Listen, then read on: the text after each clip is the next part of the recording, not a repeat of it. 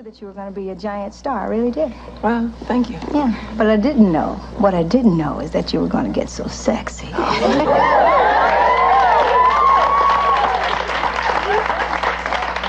You're embarrassing me. Well, I always knew you would. What? Be sexy. Do you guys think she's sexy?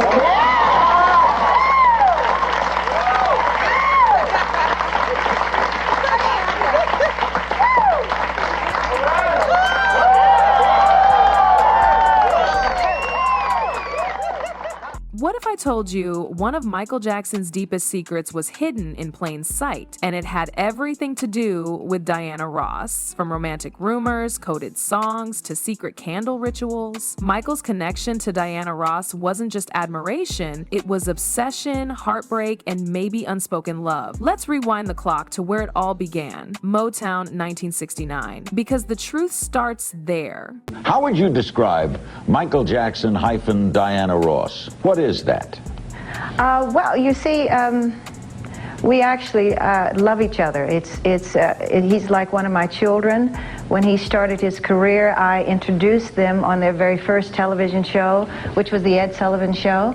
And then I had my own television special at that time. And I introduced them, the Jackson 5, on the television special. And I took a special interest in him, and we were very close. When the boys came from Indiana, they stayed with me in my house in California, and I was like their house mother or something, and I kind of took care of them until their parents came. So we just built a relationship in the early days. And then he went on to have his own career, of which he's very, very talented, and he became so very, very successful, just like skyrocketed, the whole family, actually. Mm-hmm. When the Jackson 5 joined Motown in 1969, their rise to fame came fast, but it didn't come out of nowhere. What did come out of nowhere was the story Berry Gordy told the press. He said Diana Ross discovered the Jackson 5. She found them and brought them to Motown. It sounded beautiful, a star helping the next generation shine, but it wasn't true. The Jackson 5 had already been discovered by Bobby Taylor, a Motown artist, and it was Suzanne DePass who worked closely with the boys to develop their act. Diana wasn't involved, at least not at first, but Berry saw the bigger picture. Putting Diana's name on their launch added glamour. She was Motown's queen. By linking her to the Jackson 5, it made them feel like royalty too, so they ran with it. The debut album, Diana Ross Presents the Jackson 5. The press conference, Diana introduced them herself, and from that moment on, a new narrative was born. Michael didn't just admire Diana, he lived in her shadow and eventually in her home. After moving to Los Angeles, Michael actually stayed with Diana Ross at her Beverly Hills home. He was just a teenager, but in his mind, she was everything. He started calling her mama, sometimes my girlfriend. He wasn't joking. Even years later, in interviews and conversations with family, it was clear. Michael didn't just see Diana as a mentor, he saw her as something more. But was this just a teenage crush, or was something deeper forming between two rising stars despite their 14-year age gap? Michael's feelings for Diana didn't fade. In fact, they got more intense as he got older. According to his mother, Katherine Jackson, Michael used to tease his sisters, saying none of them were as pretty as Diana. He said Diana was the most beautiful woman in the world. He even joked that he wanted to marry her one day. But here's the catch. He could never really have her. The emotional distance was always there. She was older, more experienced, and guarded. Michael, he was young, sensitive, and holding onto something that maybe never had a chance. Then came The Wiz in 1977. Michael and Diana were cast together, him as the Scarecrow, her as Dorothy. It was a big moment for both of them. But behind the scenes, things got even more interesting. During filming, Michael stayed over at Diana's place overnight. What happened? Nobody knows. But Diana made a curious comment in an interview afterward. She said, "One thing's for sure, Michael isn't gay." It raised eyebrows. What exactly happened that night? Neither of them ever explained explained, but that night became a mystery, and the bigger mystery was what happened after Deanna broke Michael's heart not once, but twice. In the 1980s, something strange started happening. Deanna Ross was seen wearing a ring Michael gave her not once, but twice. Once at the American Music Awards, then again at the Motown 25 special, the night Michael moonwalked into history. Fans started whispering, were they engaged? And then came the kiss. On stage, in front of the world, Michael kissed Diana on the lips. It wasn't a friendly peck, it was bold. Fans had never seen that kind of intimacy between them before, but not everyone approved. Katherine Jackson, Michael's mother, didn't like it. She made it clear. Diana was too old, it was inappropriate. She didn't support it. That disapproval may have been the turning point, because soon after, Diana distanced herself. Not long later, she married Norwegian businessman Arneas, quietly, suddenly, without warning, Michael, and just like that, the dream was gone. Michael was devastated. He never spoke badly of her, but he never stopped talking about her either. Even years later, he kept pictures of her in his home. Mentions of her kept showing up in his lyrics. He had lost her to another man, but not even marriage could stop their secret connection from lingering in the shadows. Can I get somebody to dance with me? Michael, would you come upside down, you're turning me, and you're feeling love. Come on now, with Jerry down. Come on now. Yeah. Upside down, you're turning me, and you're feeling love instinctively. Round and around, you're turning me. I say, watch out. Yeah. Upside down. Yeah. Yeah. Yeah. Round and around, you're turning me. I say, upside down, you're turning me. You're feeling love instinctively. Upside down.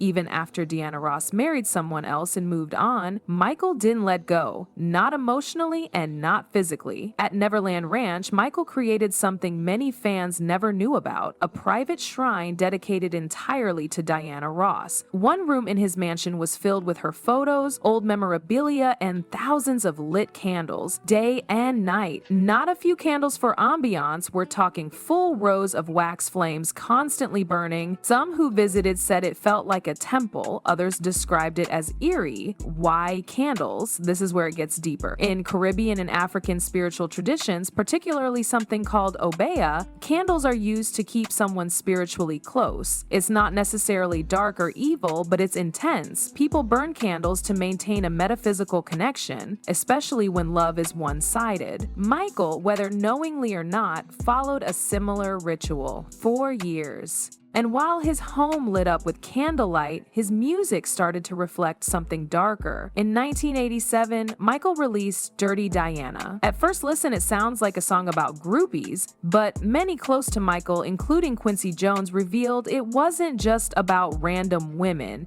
It came from a personal place, a specific betrayal. Michael was reportedly emotional and angry during the writing process. Some say he even cried while describing how a woman he loved had hurt him deeply. Fans and insiders started connecting the dots. Deanna Ross, the name, the timing, the unresolved feelings. And it wasn't just a name match. Let's break it down. She said he's not coming back because he's sleeping with me. A line about betrayal. And someone stealing Michael away. Deanna was known to be protective, even territorial. She likes the boys in the band. A nod to Diana's history with Motown artists. She's saying that I'm hers to claim. It mirrors Michael's struggle. Deanna wouldn't commit, but wouldn't let go either. Quincy Jones eventually stepped in. According to him, the second verse was tweaked to make the connection to Diana less obvious. Quincy didn't want the media to spin it into drama, but Michael didn't deny the speculation. He never said who Dirty Diana was really about. But if you thought Dirty Diana was the end, wait until you hear how jealousy and petty drama kept pulling them back together again. Despite everything, Deanna kept finding her way back into Michael's life, but not in a romantic, healthy way, in a toxic cycle of control, jealousy, and mind games. Diana Ross, you were there, and now again you are here. I'm crazy about you.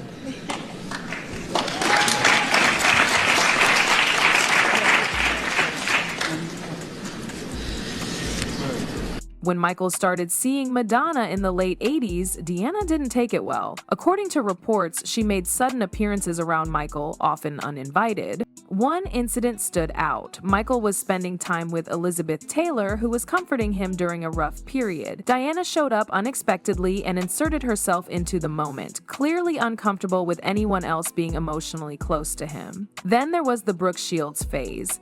Michael brought Brooke to award shows and events, but Diana would still cling to him on stage, hold his hand, whisper in his ear.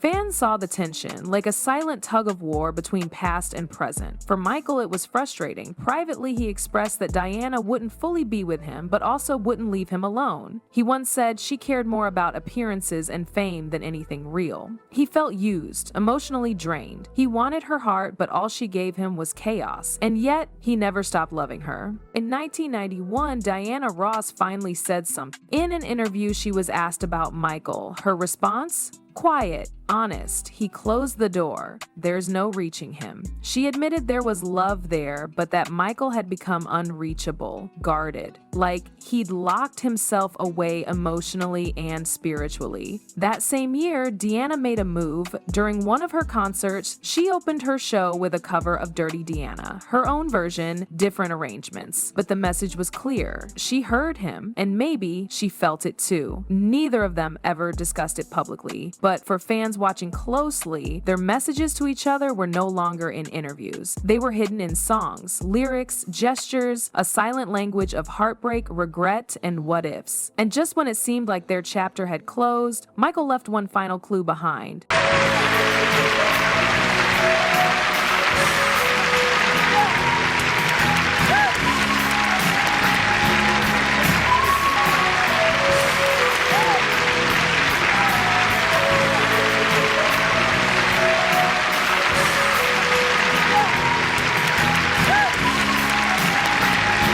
Even after all the heartbreak, the silence, and the years that passed, Michael never really let go of Diana Ross. And the proof? It was in his will. In 2002, when Michael Jackson finalized his estate planning, he made a choice that surprised many. He named Diana Ross as the backup guardian for his 3 children, Prince, Paris, and Blanket, not Janet, not his mother Catherine, not his brothers or lifelong friends. Diana. It was clear he still trusted her, still believed in her, and in a moment where most people would turn to blood, Michael turned to the one woman he always saw as more than family. And that wasn't all. In his autobiography Moonwalk, he wrote something simple but powerful. I've always loved Deanna, and I always will. No drama, no explanations, just the truth. Fans who followed their story over the decades believe he never truly moved on. Sure, he dated, he even married, but in private, the people closest to him said there was always a photo kept close. Some said it was in his bedroom, others said it traveled with him on tours, but wherever he went, she was there. To the world, she was a mentor. To Michael, she was his muse, his mystery, and the love that haunted him.